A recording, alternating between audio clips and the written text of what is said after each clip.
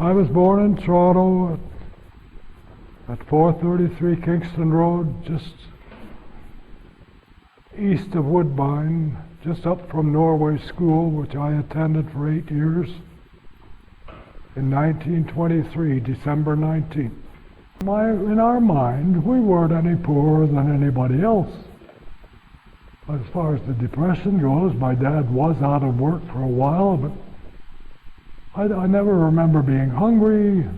We always ate good. And as I say, we were well clothed. What my dad didn't make in our clothing line, my mother would knit the socks and sweaters that we needed. But it was just the same as everybody else did what they could and what they were talented at. My dad used to do the tailoring for the neighborhood, and my mother would knit things for friends. And when we went to school, as I say, we weren't maybe the most up-to-date dressed kids in the school, but we were well clothed. Radio, and we would, every Tuesday night was Bob Hope, Wednesday night was Fred Allen, Sunday was Eddie Cantor, Major Bow's talented amateur hour. In the afternoons, I used to try to get home from Danforth Tech in time to hear Ransom Sherman. He would play records. In the morning, when we first get up in the morning, we'd listen to yours truly, Bewley, Clint Buellman, who later became president of WBEN Buffalo.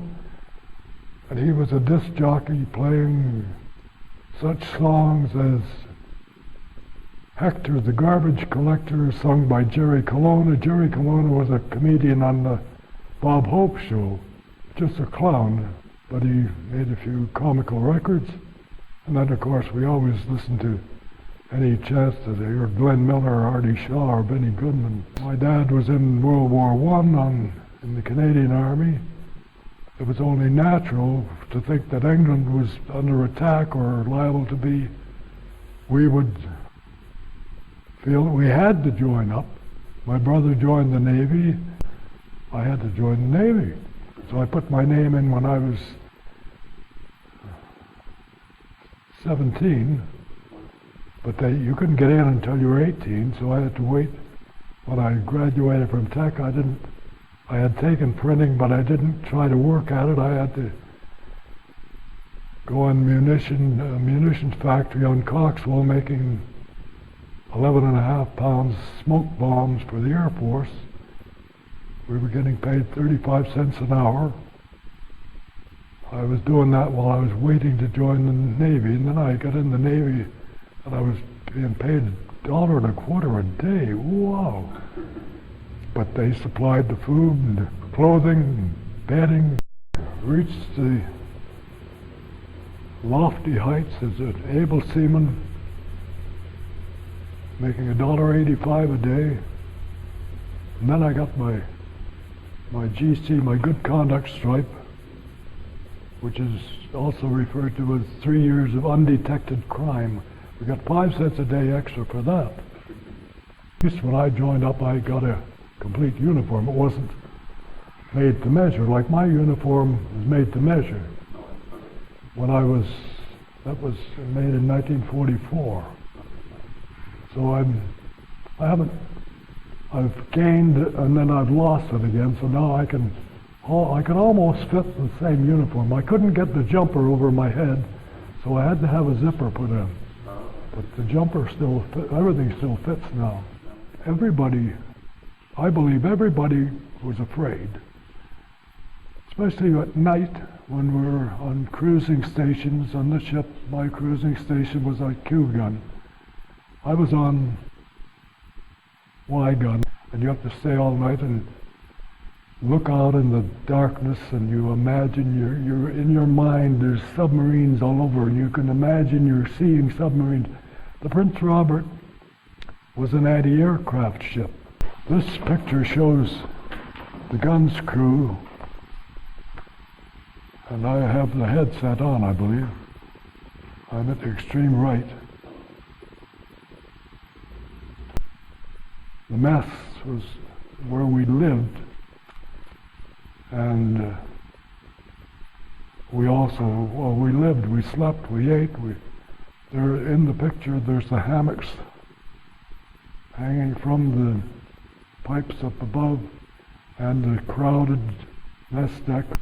We had Lieutenant Commander McRitchie, formerly with the Globe and Mail, and we had a PA system throughout the ship, and he's broadcasting.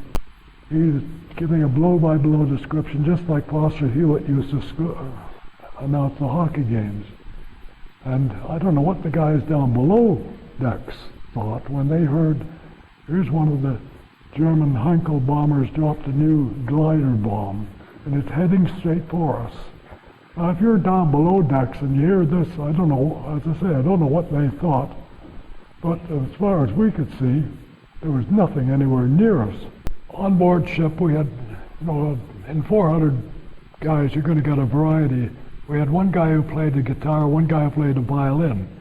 We had also this Commander Watt, who was formerly with the CBC. He put together a concert, and he wanted volunteers from all the guys. So when we're yakking together, I'm bragging about Toronto Casino Theatre.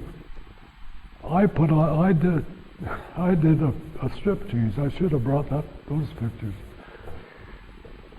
It's entitled Bubbles and Her Body on the program.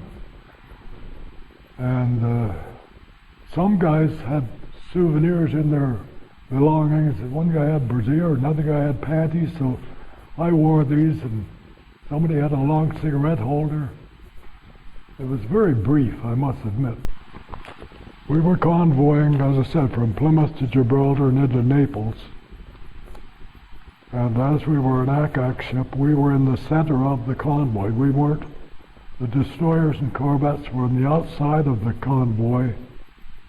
We were back in Plymouth one time, and we got a call to say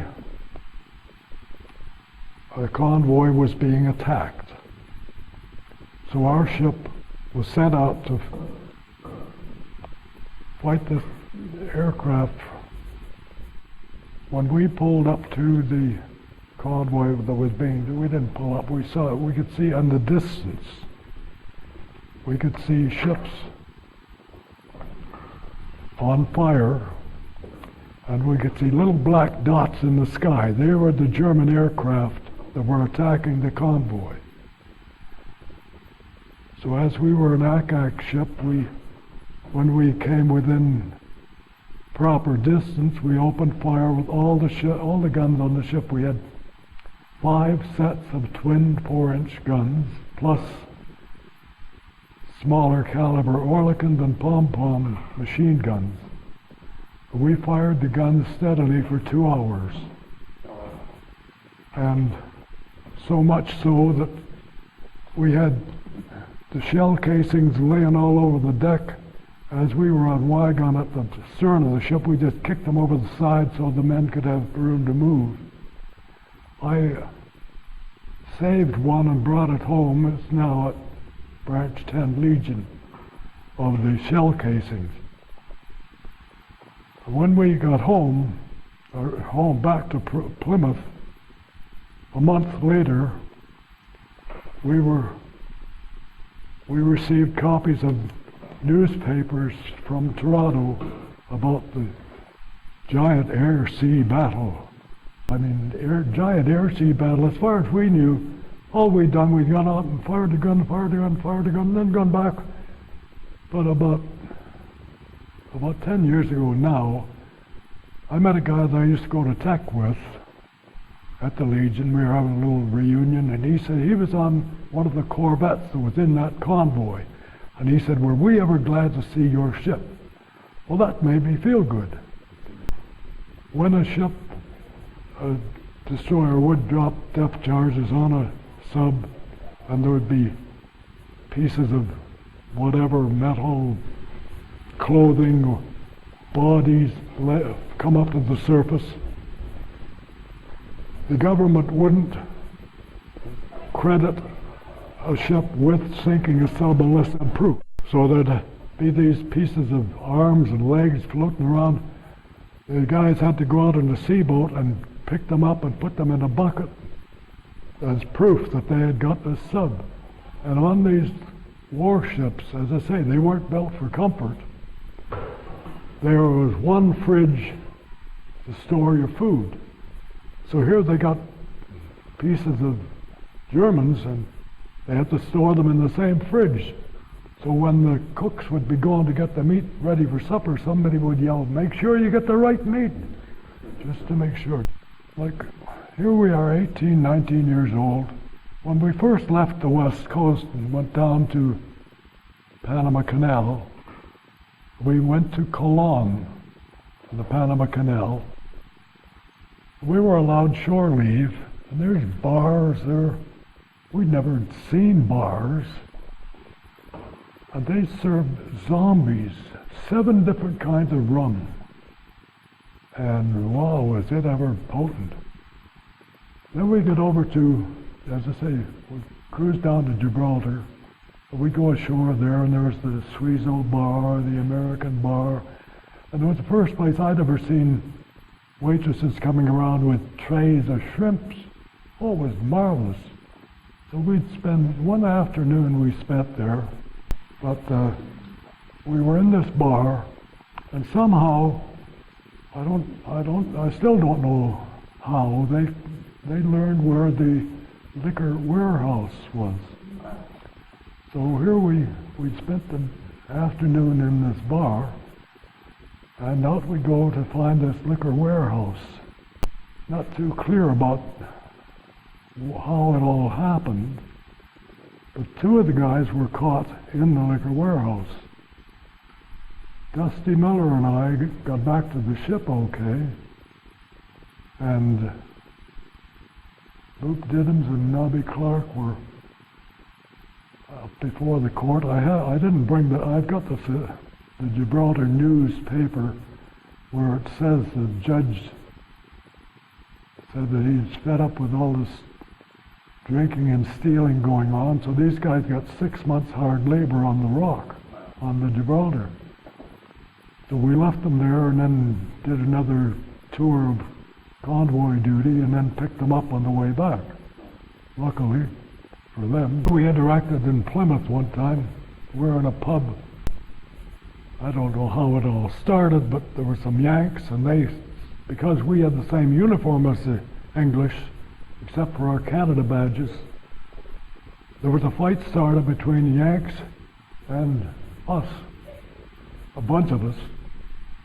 And I remember little Georgie Dean, a guy from Montreal, I got a beer mug as a souvenir.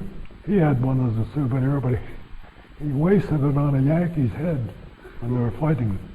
In Naples, we'd go ashore there in wine bars, and these 2 guys were there, and we had a beautiful sing-song, and wonderful, just fun, you know. But when the day was over, we had to go back to the ship, and the ship was anchored out in the harbor. We had to go down the jetty and get on the motorboat. Well, some of us